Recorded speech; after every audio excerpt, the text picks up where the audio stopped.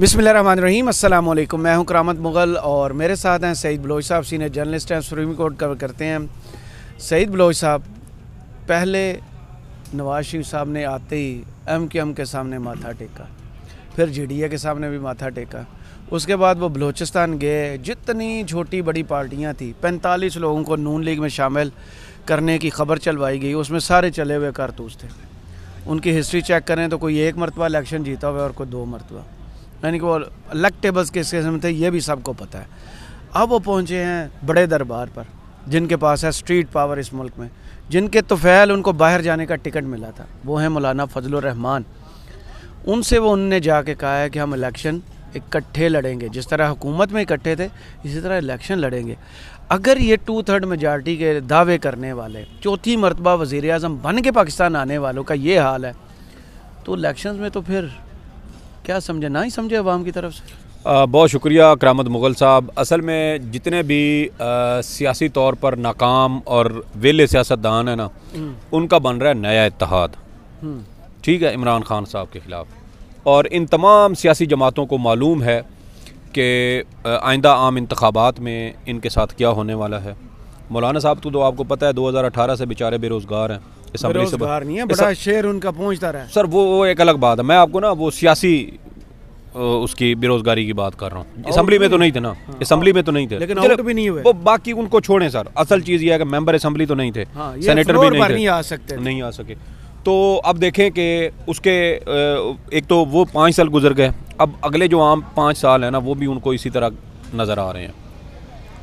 और दूसरी जानिब नवाज शरीफ साहब हैं, दावे उनके ये हैं कि हम पंजाब की 141 में से 120 नशिस्तें जीतेंगे और मुस्लिम लीग नून आइंदा आम इंतखाबात में सादा अक्सरियत से हुकूमत बनाएगी। यानी कि देखें जो नई 141 में से 125 कितने % बनती है?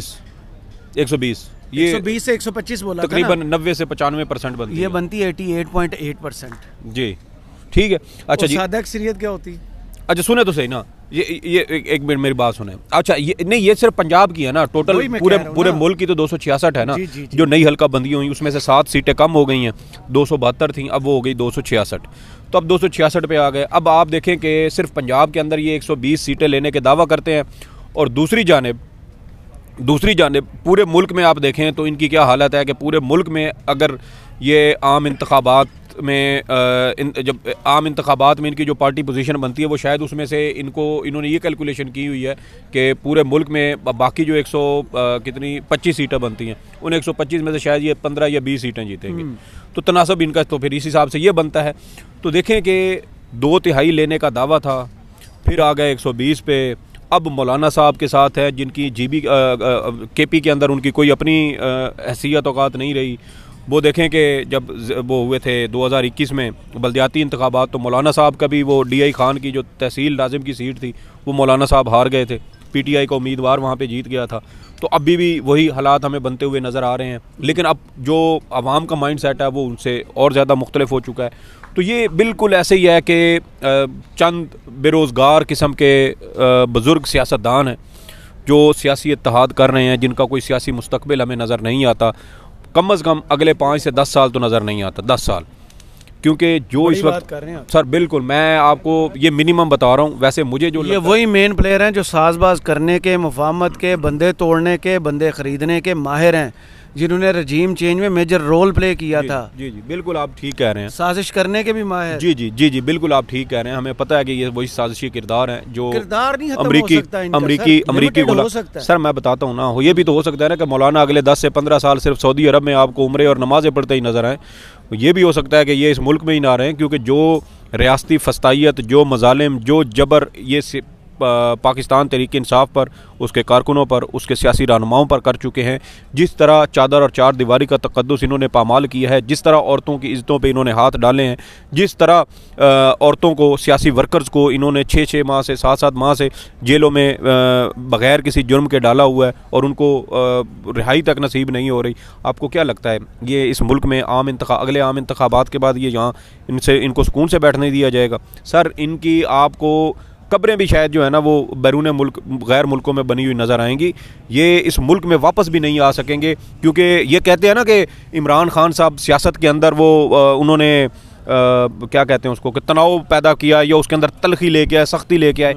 ये जो 16 महीने में इन्होंने करतूत किए हैं, इनको ये नज़र नहीं आते कि इन्होंने सियासत के अंदर क्या बीज बोया और जिसका फल कभी भी आज तो उन्होंने कहा मैं पीटीआई को पार्टी नहीं मानता, ये तो फितना है। तो फिर देखें ना आप, एक तरफ इमरान खान को ये दावत देते हैं कि आए हमारे साथ बैठें, कोई अकेली सियासत जमात, कोई एक सियासत जमात मुल्की मसाइल का सियासी जमात, कोई एक सियासी जमात मुल्की मसाइल अकेले हल नहीं कर सकती, और दूसरी जानिब आप उनको ये कहते हैं कि मैं पीटीआई को सियासी जमात ही नहीं मानता।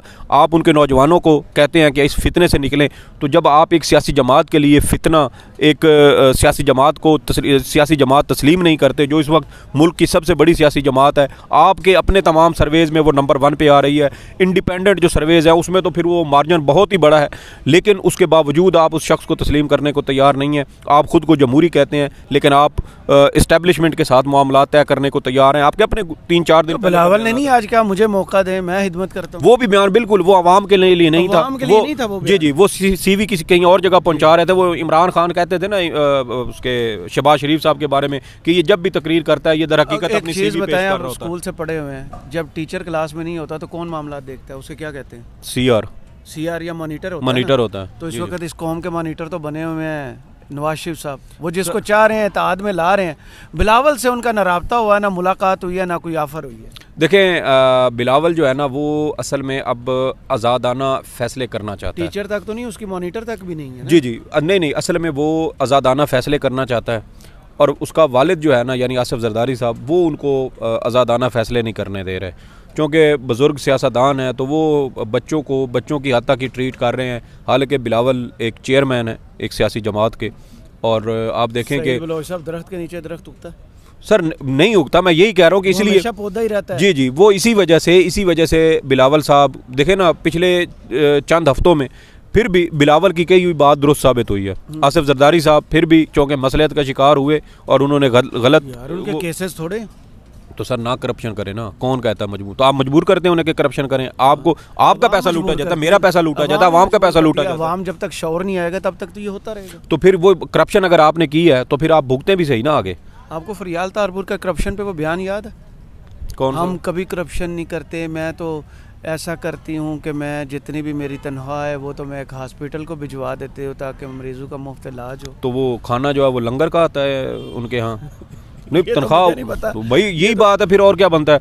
बिलावल साहब कहते हैं मैं 15-16 महीने मैं अपने बैरून मुल्क दौरों के अखराजात खुद उठाता रहा हूँ। जरा दिखाएं ना। सटीकी ने आज जवाब दे दिया ना कि महंगाई की वजह आपके बैरून मुल्क दौरे थे। सर ये देखें, ये इंतहाई नॉन सीरियस गैर संजीदा किस्म के बयानात हैं, और ये जो तकरीर नवीस हैं मेरे ख्याल में उनको इस तरह के बयानात से परहेज़ करना चाहिए। इससे उनके कद काठ में किसी किस्म का कोई इजाफा नहीं होता। जहाँ तक बात मौलाना साहब की, नवाज शरीफ साहब की है, तो ये इत्तेहाद जो मर्ज़ी बना लें। देखिए हमें तो काफ़ी टाइम पहले ये खबर मिल गई थी कि मुस्लिम लीग नून 3 जगह पर इत्तेहाद करेगी।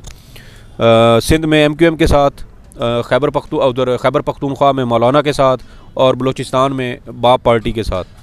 ये वो जो सहाफ़ी दोस्त है हमारे जिन्होंने ये खबर मुझ तक पहुंचाई थी, वो हमारे साथ ही बैठे हैं, और अल्लाह उनका भला करे। उन्होंने आज हमें रेवड़ियाँ भी उनके दी हुई नेमतें अब उधर से लाए के आए सर, वो रेवड़ियाँ खिला रहे हैं, बड़ी मज़े की रेवड़ियाँ। जो कमेंट करना चाहे मैं माइक आपकी तरफ ले आऊँगा। तो सर देखें ये नो कमेंट्स, ये जो काश यही बात आज नवाज शरीफ साहब भी कह देते। सुने वो परवेज़ मुशर्रफ के दौर में ना एक्स सर्विसमैन सोसाइटी ने ना मुशर्रफ के खिलाफ एहतजाज किया था। तो मुशर्रफ साहब उस वक्त सदर थे, तो वो उन्हें कहते थे ये चले हुए कारतूस है। तो मौलाना साहब, नवाज शरीफ साहब और ये जो भी इत्तेहाद बना लें, दर हकीकत ये है सियासत के चले हुए कारतूस, और इनके इत्तेहाद से इमरान खान को कोई फ़र्क नहीं पड़ता। यार देखें अपना करामत मुग़ल साहब, घटियापन की, बेशर्मी की, बेगैरती की इंतहा है कि आपसे एक बंदे का सर बेगल ये नहीं है, ये हमारी डिक्शनरी के अल्फाज हैं सर। बेगैरत नहीं, हमारे नॉर्मल अल्फाज में इस्तेमाल। बिलावल ने असम्बली फ्लोर पे खड़े होकर इमरान खान के लिए ये अल्फाज इस्तेमाल किए थे, उस वक्त कोई नहीं चीखा था। तो देखें ना, ये वो सारी चीज़ें हैं जो इस मुल्क में, और देखें कि इन्होंने एक शख्स को गिराने के लिए यहाँ तक ये पहुँच गया कि उसकी बीवी को, उसकी इज़्ज़त ये उछाल रहे हैं, उसके साथ इस तरह का सलूक कर रहे हैं।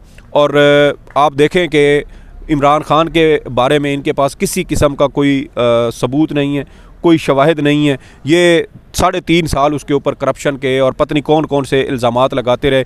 16 महीने इनकी अपनी हुकूमत रही और इन 16 महीनों में ये उसके ख़िलाफ़ एक भी ऐसा शवाहिद या एक भी ऐसा सबूत इकट्ठा नहीं कर सके जिसकी बुनियाद पर ये इमरान खान के ख़िलाफ़ मुकदमा बना सकते। और आखिर में आप देखें कि इन्होंने अपनी अखलाकी गिरावट यहाँ तक दिखा दी कि अब उसकी बीवी के बारे में उसके साबिक शौहर को गिरफ़्तार करके और उसको गन पॉइंट पर उससे इस तरह के तज़हीक अमेज़ उससे इंटरव्यू करवाया। तो ये तो आपकी टोटल सियासत का हासिल वसूल है।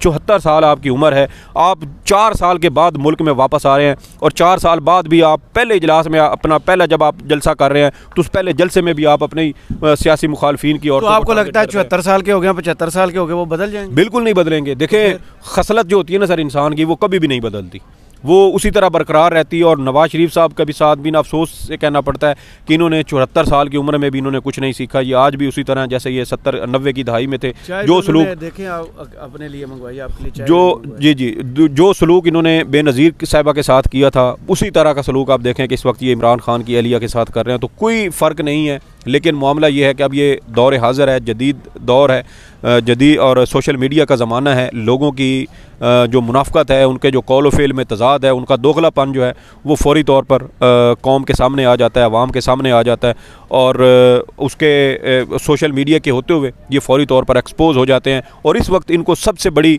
जो शर्मिंदगी का जो सामना करना पड़ता है वो इसी वजह से करना पड़ता है कि पहले ये प्रिंट मीडिया होता था, ये आवाम को बेवकूफ़ बना लेते थे, ये आवाम को गुमराह कर लेते थे, ये उनसे झूठ बोल लेते थे और आवाम के पास चूँकि ज़राए इंफॉर्मेशन, ज़राए मालूमात इतने ज़्यादा नहीं थे तो इस वजह से आवाम महदूद वसाइल की वजह से इनकी बातों में आ जाती थी। लेकिन अब सोशल मीडिया है, इनकी कही हुई बात चंद सेकंडों में अगले उठा के इनके मुंह पे मारते हैं और इसी वजह से इनको नौजवान नस्ल जो है वो बदतमीज़ लगती है। क्यों? क्योंकि इनके झूठ, इनकी सारी चोरियां, इनकी सारे दोगलेपन जो हैं वो फ़ौरन इनके मुंह पर मार दिए जाते हैं। इसी वजह से ये नौजवान नस्ल को इल इन्फॉर्म्ड भी कहते हैं, ये नौजवान नस्ल को गुमराह भी कहते हैं, ये उसको फितना भी करार देते हैं। क्योंकि इनकी अपनी जो मकरू चेहरा है, जब वो आवाम इनको दिखाती है तो फिर इनको बहुत ज़्यादा तकलीफ होती है। चलें, बहुत शुक्रिया सईद बलोच साहब आपके तजिए का। कमेंट्स बॉक्स में ज़रूर बताइएगा वीडियो आपको कैसी लगी। इजाज़त दीजिए, अल्लाह हाफ़िज़।